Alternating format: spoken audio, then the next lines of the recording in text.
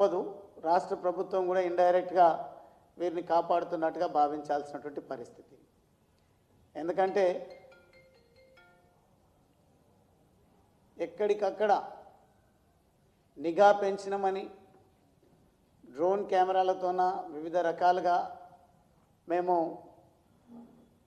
పర్యవేక్షణ పెంచుతున్నాం, రక్షణ పెంచుతున్నామని చెప్పేసి మాట్లాడుతూ ఉన్నారు. కానీ నల్లమల్ల ఫారెస్ట్ చాలా గొప్ప ఫారెస్ట్, అభయారణ్యం, టైగర్ రిజర్వ్ ఫారెస్ట్ కాదనడం లేదు. కానీ అక్కడ ఉన్నటువంటి స్ట్రాటా కండిషన్స్ కారణంగా విపరీతంగా పెద్ద చెట్లు పెరిగేటువంటి అవకాశం లేదు. ఎక్కడైనా ఒకవేళ తల దాచుకొని ఎవరు ఉన్నారు అని అంటే కనిపించకుండా ఉండడానికి అంత దట్టమైనటువంటి పెద్ద పెద్ద చెట్లు ఉండే పరిస్థితి లేదు, అడవులు ఉండేటువంటి పరిస్థితి లేదు. కానీ ఎందుకు ఈ రాష్ట్ర పోలీస్ శాఖకు వారు ముగ్గురు నక్సలైట్ దొరకకుండా ఉన్నారో నాకు అర్థం కాలేదు.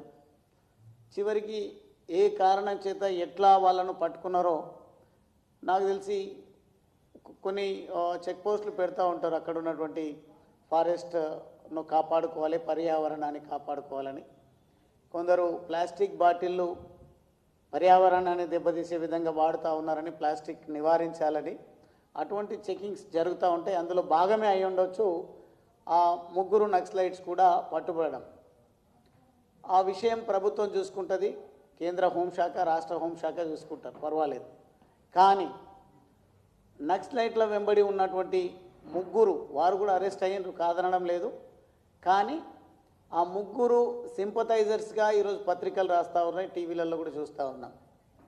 ఆ ముగ్గురు సింపథైజర్లలో మేము మాకున్నటువంటి సమాచారాన్ని బట్టి ఒక ప్రతిపక్ష పార్టీగా మేము మా అభిప్రాయాలను మీడియా ద్వారా అచ్చంపేట మీడియా మిత్రుల ముందు మాట్లాడడం జరిగింది.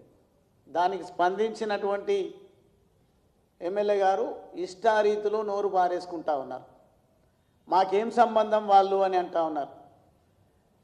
అక్కడ ఉన్నటువంటి ఒక టీచర్ ఉద్యోగి ఎవరైతే ఉన్నారో ఆయన ఎమ్మెల్యే గారికి తన వెంట నడుస్తారా నడవరా అని ఇతర పార్టీల వాళ్ళను ఇప్పుడున్నటువంటి ఎమ్మెల్యేకు దగ్గర చేసి నాతో పాటు ఉన్నటువంటి వాళ్ళను, వాళ్ళకు ఉన్నటువంటి ఆసుపత్రులను మోయించేసిండ్రు, క్లినిక్లను మోయించేసిండ్రు, వాళ్ళకున్న వ్యాపారాలను దెబ్బతీసేటువంటి ప్రయత్నం చేసిండ్రు.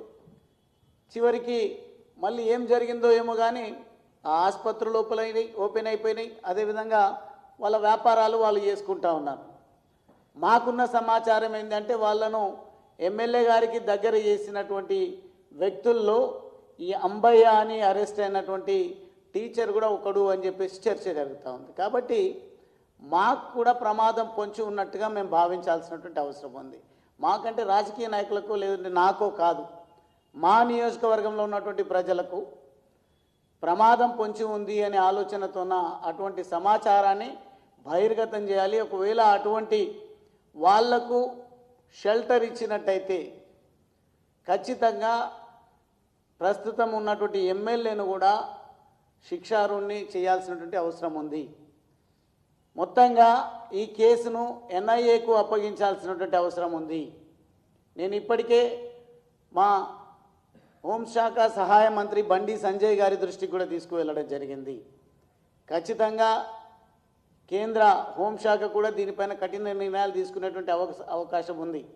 కానీ మేము లేవనెత్తినటువంటి అంశాలపైన మమ్మల్ని మళ్ళీ భయపెట్టే విధంగా, మిమ్మల్ని మీరు ఎట్లా తిరుగుతారో చూస్తామనే విధంగా, భయభ్రాంతులకు గురి చేసే విధంగా ప్రజల చేత ఎన్నికైనటువంటి ఎమ్మెల్యే మాట్లాడుతూ ఉన్నాడంటే ఒకవేళ జరగరానిది నాకే కాదు ఎవరికి జరిగినా ఎమ్మెల్యే అదేవిధంగా ఈ ప్రభుత్వం పూర్తి బాధ్యత వహించాల్సి ఉంటుంది అని చెప్పడం కోసమే ఈరోజు బీజేపీ రాష్ట్ర పార్టీ కార్యాలయంలో ఈ మీడియా కాన్ఫరెన్స్ పెట్టడం జరిగింది. అయితే ఒకరేమో ఉపాధ్యాయ వృత్తిలో ఉన్నారు, ఒకరేమో పెట్రోల్ పంప్ నడిపిస్తున్నారు, అంటే కాంగ్రెస్ హయాంలో పెట్రోల్ పంప్ వచ్చింది వాళ్లకు. ఇంకొకరేమో కాంగ్రెస్ పార్టీ ఉప సర్పంచ్గా పనిచేసిండ్రు, ప్రస్తుతం కాంగ్రెస్ పార్టీ నాయకుడిగా కొనసాగుతూ ఉన్నారు. అటువంటి వాళ్ళ గురించి మాట్లాడినప్పుడు ప్రభుత్వము మేలుకొని కఠినంగా వ్యవహరించి అసాంఘిక శక్తులను నిలువరించేటువంటి ప్రయత్నం చేయాలి, కట్టడి చేసేటువంటి ప్రయత్నం చేయాలి తప్ప ప్రతిపక్ష పార్టీలు ఏదైనా మాట్లాడితే దానిపైన విమర్శలు చేసుకోవడమే కాకుండా భయభ్రాంతులకు గురి చేసే విధంగా మాట్లాడడం అనేది ప్రజాప్రతినిధులకు తగదు అని ఈ సందర్భంగా నేను తెలియజేస్తా ఉన్నా. అదేవిధంగా చాలా చులకనగా ఓటముల్లో హ్యాట్రిక్ సాధించిండు ఇప్పుడున్నటువంటి ఎమ్మెల్యే. 3 సార్లు కంటిన్యూస్గా ఓటమి పాలు కావడం జరిగింది.